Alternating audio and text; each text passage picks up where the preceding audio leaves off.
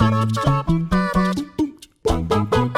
everyone, and welcome to WhatCulture Gaming. My name is Jules Gill, and I am joined by the man who is literally from a vault, Scott Tailford. And you might be wondering to yourself, why are we two here? Well, that is because the lovely people over at 2K have provided us with a copy of Borderlands 3 for review, and I have had the entire weekend to play with it. I took my time. I came in on Monday and I dreamt about playing it even more, so I'm finally ready to play all of my thoughts out to you boys and girls here today on Borderlands 3. How much have you managed to play, Scott? Well, I haven't played any of it because we got one copy in that he ran away with as soon as possible. So I'm gonna get one, but I'm just asking, man. I'm answering question man right now. But there is a reason why you are here, and that's because of the fact that you played Borderlands 2 and you didn't have the best experience with it. No. So my aim today is to use all of the positivity of Borderlands 3 to try and sell you back to the franchise and get this game in your hands. Okay. Because believe it or not, I really like this game. There are a few issues, but we will get to that. Okay, I want to ask you straight up front, because one of the things that I thought, if we're going to compare it to Borderlands 2, one of the things in Borderlands 2, I thought that a lot of the shooting felt quite twitchy. It was very responsive. Yeah.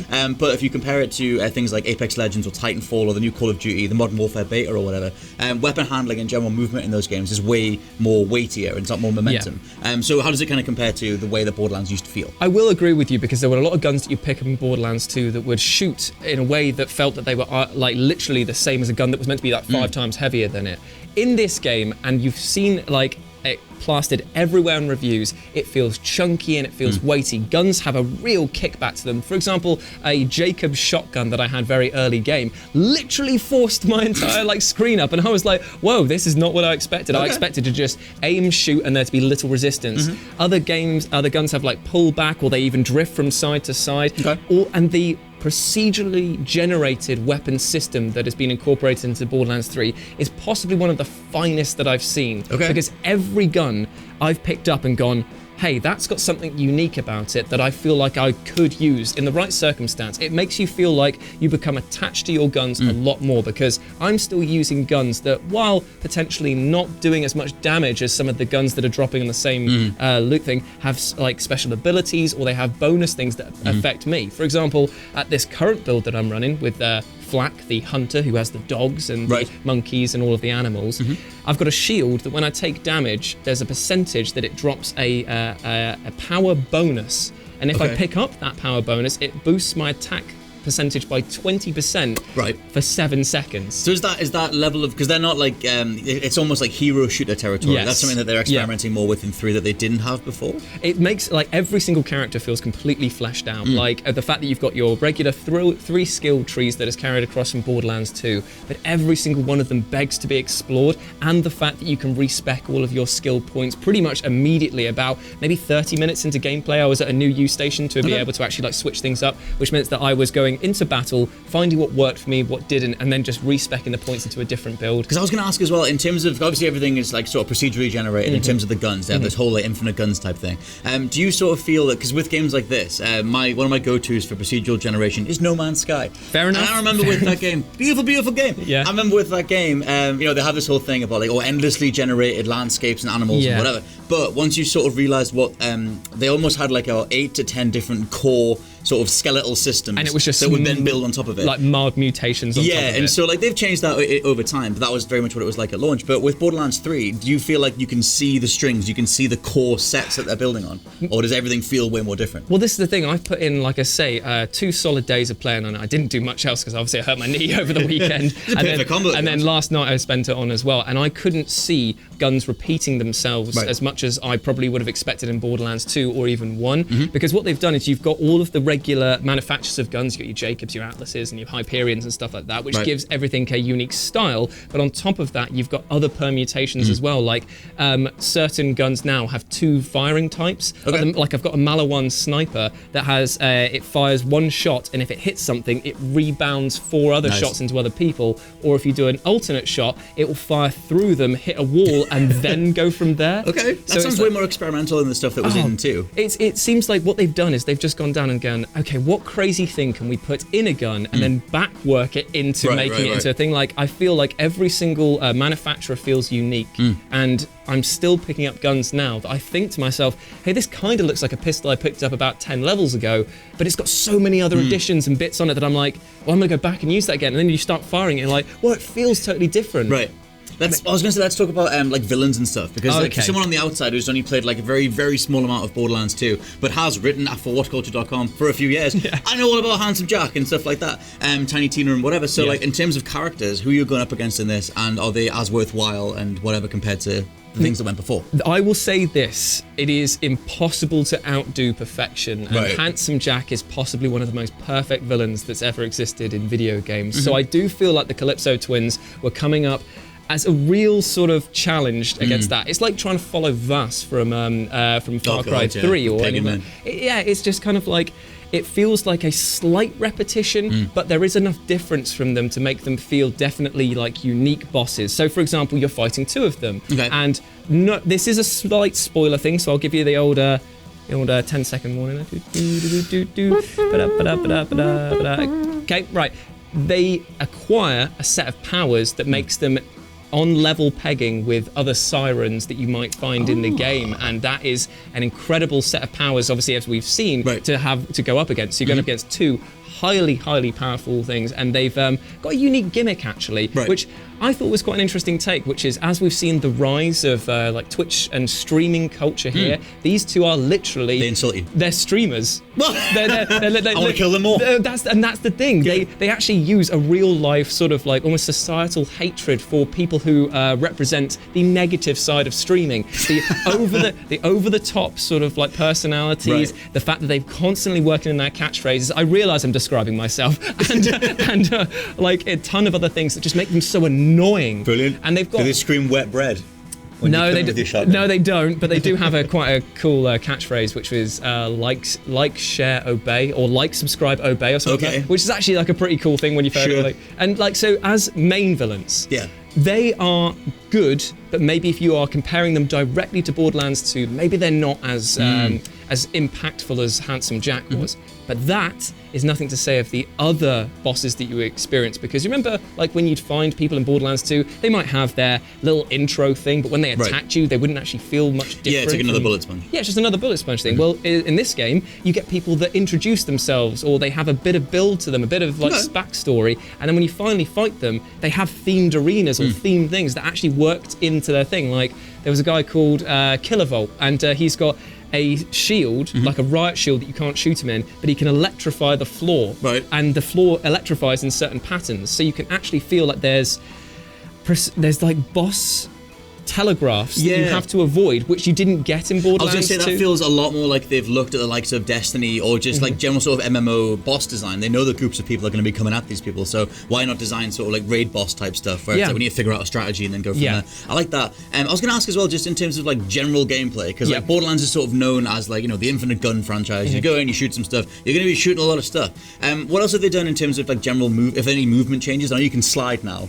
So like anything else like that? The sliding is such a simple but really effective and massive improvement. It changes the entire like feel of gun battles, because for example, in the previous games you were literally, you'd be shot, you run to cover, you'll crouch down, you wait for your shields to come out. If you're me, you die. And now it's kind of like, if I've got like a shotgun and you're over there but you're shooting me, I will run and slide under the bullets and you can see them whizzing over you. You'll get hit a lot less, and when you come back up you can just pop off the people over there. That's why Titanfall 2 is the best shooter. Exactly. And now you can grab onto ledges as well and pull yourself up, so you can get a bit of verticality in. So if you're a sniper, for example, jump up and find some like actual like high ground. These are the meaningful changes, are the things that are going to convince someone like me that it's a more fleshed out shooter overall. I want to do all that stuff, Halo style. And also, if you want to get the jump on the enemies for an absolute laugh, find yourself in a high spot, look down where they are, and as you jump off, you can press the circle button. I don't know what that would be on the Xbox, and you do like a hero pose landing, but it creates a massive shockwave and allows you to instantly like get them. Also, go on. A big change is that enemies now have some physics-related impact. So, for example, if a raider or a fanatic is running towards you, they're basically like the psychos from the original games. They run towards you. You might be shooting them with a shotgun. They have what I imagine is like an invisible bar that determines when it's depleted, they will like crumple to the floor or like have some ragdoll physics. So you can actually like knock them up in the air, or you can like blast their feet and they'll fall over, but only after a certain amount of damage or a really impactful shot, which again adds a bit more. I feel like in the 2000s we had way more games that played with physics. Like I remember the first time I saw the havoc physics in Hitman, and it was like, oh, like bodies ragdoll everywhere and whatever. And something like in Diablo, you can send like characters and creatures flying and everything, but hardly any games really play into how much fun it is to send enemies flying in all directions. That's why Fuzz Rodar was such a big deal in Skyrim. You can with the character that I'm running at the moment, you can order your attack dog to charge the enemy, and he flips him with his horns up in the air, so he just goes like, whoa! And then you go like ping him up the sky.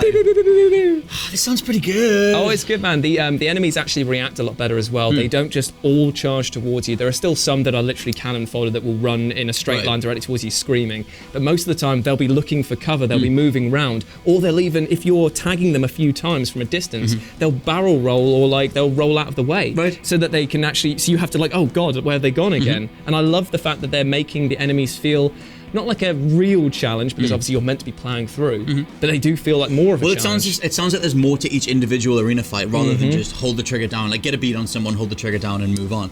Which like I know I didn't play that much of Borderlands 2, but that's what I initially bounced off. I just felt like I saw right through the whole thing, and I wasn't having that much fun in the combat scenarios because all the different, the way that it felt like they had all the hit tracing stuff, like I would move out of cover, I'm immediately tagged and whatever. I didn't have that much fun with the actual shooting, but I feel like they've really like boosted that side of it, like to keep up with a lot more modern shooters. Unbelievably, like, and it allows you to maybe look over a few of the small niggles that you've got with that, because I'll say that the combat is very fun, but you still get a thing where if you shoot one enemy, every enemy knows where you are in there, which I'm not playing like a stealth game. It's fine, because you are in the crazy thing. You're meant to, like, if you're engaging in a fight, you're there to see it finish sort of thing. But there are a few other problems as well that I found. Friendly AI pathing is a bit spotty, as in like if you say follow me, they'll run in a straight line, hit some wall, and then turn around and then run there. And there's some hang as well, like some sort of frame rate hang when you're going through menus sometimes on the PS4. Some lag. And the PC, I've heard, is not a great way to play it at the moment, but they've assured me that this will all be patched, so I have to consider it into my overall review. I was going to say, what star rating are you going for? At this current moment in time, this is the best a Borderlands game can be. Ooh. I don't think that they will be able to better this without completely changing the formula. Right. So for me, it's about a 4.5 out of thing. Nice. Because there's a half star that's been knocked off. And the reason why is because there are some technical issues that they do affect the gameplay a little bit, especially if you're playing on PC. You have to factor that in. But also there's some other things as well, like the inventory system with the amount of loot you get hasn't actually changed. So it's still quite a faff to go through different menus to sort out different things. There's a lot of sort of item management and stuff like that. That's fine. I heard for some the people. map was weird as well. Like the map rotates with you instead of letting you pilot your way through a world map. You get a 3D map this time around that you can fully rotate around, which I actually quite like. But it can make finding where to go to get to lower levels quite difficult sometimes. But how else are you going to portray? True. I always find map generation like this a problem that game design really struggles to overcome. True. Where do you come down on the sort of comedy side of it too? Because I found some people who like Borderlands comedy have suddenly found it to be a bit kind of cringy. The writing quality overall is as good as Borderlands 2. Cool. I will say that there are a few sort of like, haha, you made a Rick and Morty joke. I like some Rick and Morty. You know what I mean? So do I. But if Rick and Morty's not done well, anyone trying to imitate Rick and Morty style humor, like it's really easy to do that wrong. There's a character called Vaughn who's from the Tales of the Borderlands series, and he says something like, we've been waiting 7 years for this, because it's an obvious joke to the fact that we've been waiting 7 years for this game. And it shows that maybe 7 years of memes have come and died, and there are still being recycled in some way. But you know what? Nothing ages your game more than putting in a current day meme. Right, yeah. But I feel like they've surpassed that by looking ahead at the Calypso twins and their characters, because they know that Twitch streaming and stuff like that will always be a big thing, until the next big thing takes off. It seems like a fine line, because things that used to be referred to as like pushing the envelope or being like having attitude or whatever, like I said, even in 2011 are completely different to what we have now. Yeah. And we even had like shows like Rick and Morty didn't even exist back then. So like maybe it's hard to kind of be like have a personality that's kind of rooted in that stuff. Well, it's interesting you say about personality, because that's another thing that I potentially have one small problem with, and it might not be a problem for everyone. It is the fact that when you are writing characters, one of the things that you're meant to be doing is to make sure that you give each and every character their own identifiable traits. But in this game, everything's been dialed up to 11, so everyone is crazy. There are very few straight men in this one that are playing the comedy of like, hey, look, now stop messing around, like we need to do this. And that can be a bit of a problem, because if you've got everyone who is saying, I'm crazy and quirky, look at me. Everyone's so special, so no one It is. actually lowers the bar, so that insanity that they're trying to portray is actually the norm, and therefore you're not really standing out as much. I kind of found that in Rage 2 to some degree. I mean, I know that Rage 2 felt like it was chasing Borderlands anyway, but like there is that thing. It's kind of like a modern day trope to try and everyone's wacky. Well, everything's memeable. Do you know what the thing that really annoys me is when people come up with their own insults? Right. I don't like the fact when it's just like, I can understand that there are some things from like a world that we don't know about that maybe a Urban Dictionary style thing exists for them, where it's like slagging. It's fine. That's fine. Yeah. But then when you go like, you're a real spaff waffle, get it on a t-shirt now, spaff waffle. I really want spaff waffle to take off. Yeah, and it's like spaff waffle. some 8-year-old. It's like in Bulletstorm when like Bulletstorm had that as well. It's like, hey, dick tits, why don't you do this? Yeah, exactly. And it's like, stop being so lame. It's like the moment that you do a double-barreled style insult, I think it actually becomes really sad. No, yeah, for the most part. It's very much just trying to chase, like it's something that someone's trying to chase being retweeted or something like that. Yeah. Or trying to come up with the next sort of zinger, and it's like, it's very like purposefully trying to be edgy or trying to be different or whatever. Because nothing will beat Cockwomble. I don't know why. That was the one that was when I was. Did we just do the thing we just criticised? No, but what if they then get it on a t-shirt? No, but I'm just saying that was when I was young. Believe it or not, I was young. That was the thing that was still going around at the school. Fair enough. I'll take Bulletstorm's dick tits as the worst possible thing that anyone's ever said. Put your favourite double-barreled insult down below. But this is the thing, like overall, it's a great game. It looks fantastic. The maps have been expanded. There is so much to do that it will easily keep you entertained. For another 7 years. And even when you finish the game, there's so many challenges that get unlocked afterwards. And there's a season pass coming on with 4 extra DLC. Like, it blows the mind how much support is already given to this game and is going to be given to this game. The thing just on my side is that like I've always been so fascinated by Borderlands. I always like wanted to get into it, but I always kind of bounced off it, whether it be because of the general presentation, the comedy type stuff, the wacky stuff, but mainly for me it was the feel of gameplay, which seems to be the thing that they've focused on the most. They know what their signature elements are, so they can bulk up the gameplay side, which giving it more weight and giving them slides and superpowers and whatever, that sounds pretty cool. Honestly, I have nothing to say bad about the gameplay itself because I've just enjoyed every single moment of it. Beautiful. Side note as well, before I finish off, you know the cars you can get in Borderlands 2? Yes. You can now hijack other cars, steal their rides. Can you do it in mid-drive? You can't. You have to get. But once you steal stuff that's got bits that your car didn't have, you can take it back and scan in, so you actually unlock more parts by stealing. Yeah, exactly. Good. It's like literally loot cars. But yeah, there we go. So those are my thoughts on Borderlands 3. Have I convinced you to potentially get it? Oh hell yeah! I mean, yes. I already bought a stack of games in with me today to take to the shop to trade in to get it, but it was sold out. There we go. So here I am without Borderlands 3. But we're planning on streaming it on Friday. We are indeed. Yes, so Friday at 3 p.m. BST time, or it might be 4 p.m. actually GMT time. I'm not just going to change the time zone.